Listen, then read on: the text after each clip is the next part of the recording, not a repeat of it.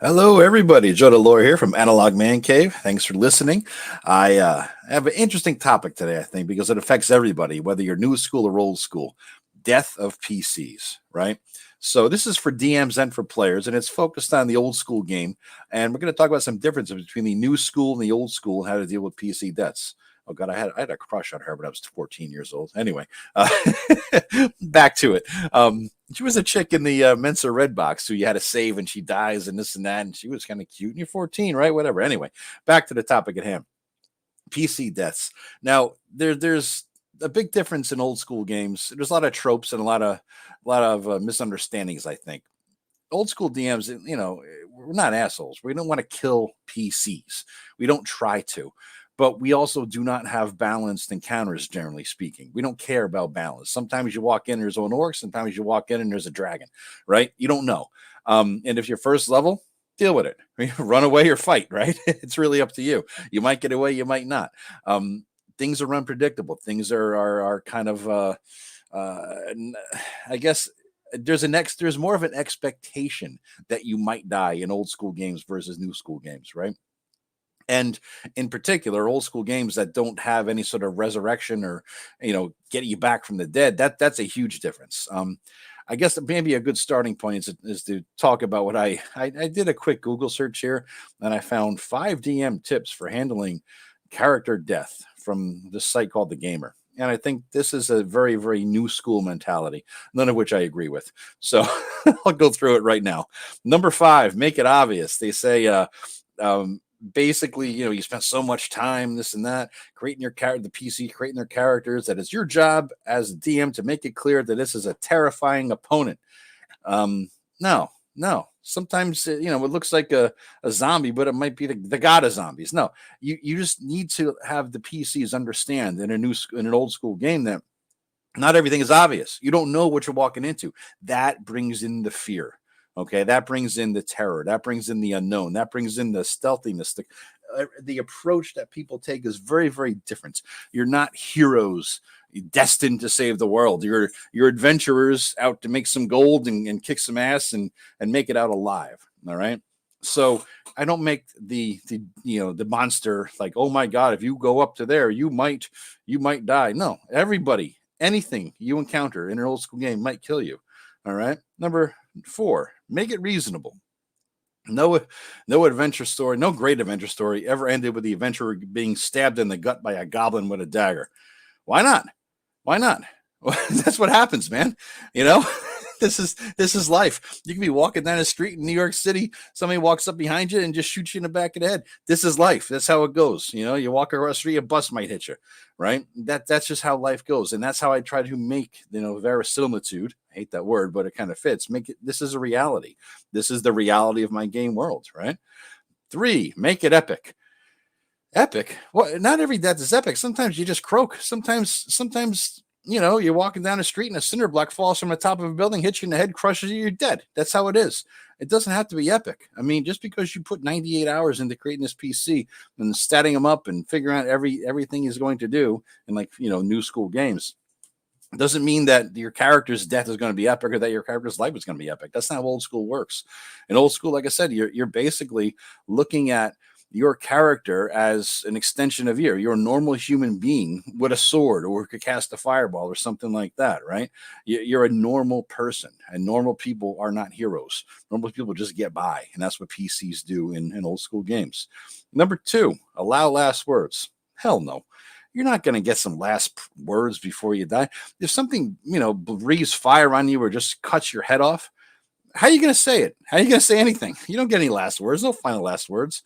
And number 1, provide the opportunity for resurrection. In my games, resurrection, any sort of come back from the dead does not happen. You're not ever going to come back from the dead. If you're dead, you're dead. I give death at like negative something hit points, depending on your level and your con. But that's it. You're not death at 0, so I'm not that kind of hardcore like Tim Shor's evil bastard. I'm not death at 0, but you're not coming back. All right. Once you're dead, you're dead. Now, all this came about because last night, or the other night rather, a player in my game, Pete, his guy died. right? And this is a continuation of my video. If you guys just saw the intelligent ego weapons video that I put up yesterday, this is sort of a continuation. I promised you that I would talk about, Pete's guy's death, because he got the sword. He's walking around. The sword is taunting him, as an ego-based weapon would, that, demands to be held by a paladin, or at the very least a cleric of some lawful good person. Even though it wasn't a holy sword or anything, it kind of had the ego of a paladin, right? So it's walking around talking smack to Pete the whole time. In one fight, Pete was fighting undead, because this weapon's special purpose is to kill undead. And it's like, bring it on. It's screaming out. And then Pete, upon the first attack, got paralyzed by a ghoul or something. And the weapon starts taunting him. You suck at this game. You suck at fighting. You just messing with him, right? So anyway, they heal up. They get outside. They rested overnight or whatever. They got some heals. But basically, they blew their heals in the morning. They get up to almost full or whatever, and then they go back in. All right, they go back into the room, the other room, and there's it was a green mummy room. If you, I think it was a room 67 or something, or 57, something like that, in the Barrow Maze game. Pete's up there, front line, swords, screaming on, kill the mummy, and Pete got killed by the mummy. So this guy, 5th level dude, he put some time into it, been playing for about a year, I think, over a year with this guy, and he died. And, it was just a matter of attacks. It was just a matter of, you get beaten down by attacks. There was not enough heals, and spells left. Nobody could get to him. In retrospect, he had some potions he could have used prior to that to jack up his hit points to max. He didn't go into it with full hit points. So maybe lesson learned there. But, life is short and brutal. There were no final last words. There was nothing, no grand, glorious death. He died in like nasty swamp water. He dropped to the ground, and then one of the other players grabbed the sword and tried to kill the mummy with it, because the dead body can't use swords, right? So I felt bad for him, but at the same time, Pete understands it's an old school game. Pete's our age. He's been 50-ish, right? He's been playing forever, 30 years. He knows how it works, and so people get upset, right? You don't want to. What you don't want to do is make fun of him. But that being said, I had my sword make fun of him. That intelligent ego sword. He says, "You suck," or something like that, or "You're unworthy to hold me," something like that. Anyway, just because the ego sword. Hey, that wasn't me as a DM. That was totally the ego sword busting his chops, right? So it was not a tragic death in a sense, because all deaths are tragic, right? But it's a game. But what happens is you got to start again now, right? What do you want to do? What do you want to be? So, but the first thing you got to do is finish the fight. So the other characters finished the fight. They took his body out, and that caused within the game. I mean, you're not going to just leave the body behind. You're not going to throw it in a pit or stick it under some mud. You got to bring it back to be buried in town with its his friends and this and that, and have a service. So it changes the whole complexion, because again, verisimilitude, right? This is reality in a sense. Within the game, it has to be real. It has to make sense. So you get Pete's body, his character's body, you bring it back to town. That's what they're going to do now. They're going to have a ceremony. They're going to bury it, but it changes what the group is going to do. Now they know he's not going to get resurrected. There's no grand last words. There was nothing momentous or epic about it. It's just another death in the campaign. Okay. And they all know this. But the first thing we did after he died, and after the session was kind of wrapping up the time wise anyway, was we had him roll up new characters, right? Because he decided he's going to play 2 characters now, not because death comes so frequently, just because we want to kick the tires on these different classes I'm designing. So he's going to play 2 different characters, just like the other guys are playing 2 different characters each, and we'll have a full group again. And I already sort of laid out, here's how you're going to meet them, the new group, they'll be in this town, blah blah blah. Because I'm not going to do a session 0 for a new guy who's coming in at 5th or 6th level. It doesn't make any sense, because the session 0 is for the guy getting off the farm and getting into an adventuring company. The way I look at it, getting into his first adventuring group. The session 0 isn't for how did you get your 5 levels of experience. I'm not going to do all that. That's ridiculous. I'm just going to have a sort of a basic bitch backstory. Where are you from? Somewhere out of town, so that there's no complications. You came here for adventure and excitement, just like anybody else in my game. And roll him up. You roll the stats. He has to roll some hit points, I guess, once he figures out what classes he's going to be and what race and all that sort of thing. And we'll get into it then. But bottom line now, what I have to do is, do a sort of a get together with Pete session and figure out, okay, yeah, here's what are you going to do? Okay, here's your classes. Let's go through their stuff. Make sure you understand how it works. Because again, I'm writing this thing, right? So I want to make sure we're all on the same page about everything. Any questions he has. And since I'm actually going to write up one of the classes tonight, I'm going to have him, get some input on it, right? So it makes him feel a bit of, involved in the whole process because, he's doing me a favor. He's play testing a new class. I appreciate all of this, right? So, so in a weird way for me, I guess the death helps me out because the more the PCs die, the more classes I could play test, right?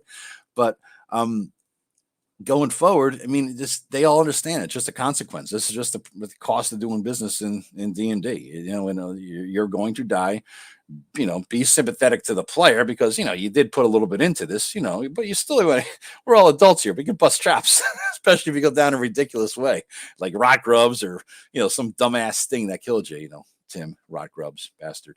But you be sympathetic, be empathetic a bit, but at the same time, move forward. Right. As soon as you're done, as soon as the death, you don't dwell on it. Don't sit there and bitch about it.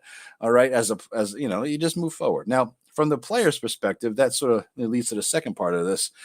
If the DM did his job well, you have no expectation that you're going to live forever, grow into an epic hero, or basically always achieve everything you want to achieve with no complications. You have an expectation that anytime you open a door, you might die. That's if the DM did their job well, right? So if the time does come when you croak, there's no bitching, there's no complaining. Deal with it, okay? Deal with the fact that PC is dead. Deal with the fact that all that fantasy novel you had going in your head from your 98-page backstory, if you're playing new edition games, all the way forward, into your fantasy, what is going to happen to my character? What is he or she going to be when they get to 100th level? You got to let go of all that shit, right? Start again. Because the story that happens, I think this is the biggest difference, again, between old school, new school games, is that in the new school games, you have an expectation of living forever or, gaining the thing and achieving the victories and all that stuff. And in old school games, you don't. And in new school games, you have all the fantasy tropes going on. You have all the ideas of what your guy is going to be and do based on everything you've read or seen in the movies and things like that. In the old school games, you don't really have that expectation because you have an emergent story rather than the story you've created in your head. All right. New school games, you create the epic story of what will happen. In fact, you even plan out all your skills and your feats and your multi-classing, and you're going to dip into 2 levels of ranger and 1 level of barbarian and 3 levels of sorcerer. And by the time you hit 18th level, you're going to have this, that, and the other thing. And then you're going to go for No, that's not how it works. In old school games, you have an emergent story. You don't have a predetermined destiny. All right. So when you die, it's not like you're cutting something short. When that you have already assumed would happen in an old school game. You die and that's it. The story is over. All right. The guy's story arc started at 0 level. When you played your 0 level game, which by the way, Tim Schwartz is having one tonight for his Shadow Dark campaign. If you're listening today, it is July 22nd, and in 1 hour at 7 p.m. Eastern, Tim will have his show. So yeah, check that out for a 0 level game. To get the PCs acclimated. But yeah, like I said, your story in an old school game starts at 0 level and you move it along and then you die. The story emerges and then it ends. That's an old school game. New school games, not so much. The new school games, people want to have the epic story in their head come into fruition during the game session. So the expectations are what matter. Okay, so for players in an old school games, no expectations, guys, of ever surviving the next door. All right. And as long as there's that, there can't be bitching and complaining and whining and crying and moaning and groaning and all that stuff because, hey, it's the way life goes. Okay. Anyway, just thought I'd talk to you about it and we'll move it along and I'll tell you how it goes with Pete's next guys. All right. Thanks for listening, guys. And please do me a favor, like and subscribe to the channel because it really does make a hell of a difference. And I'm trying to compete with Eric Tenkar. He has, we made a bet. Okay. We said, basically, whoever gets to 5,000 subs first, we get a donation to their favorite charity, $100 and a fancy dinner. So we got a friendly competition going. So please do subscribe to the channel and get more videos out this week because I'm on vacation. So I'm going to be pumping them out all week long. All right. So subscribe, like the channel. And comment. And I always try to respond to every comment. Okay. Thank you very much, guys. Take care. Bye-bye.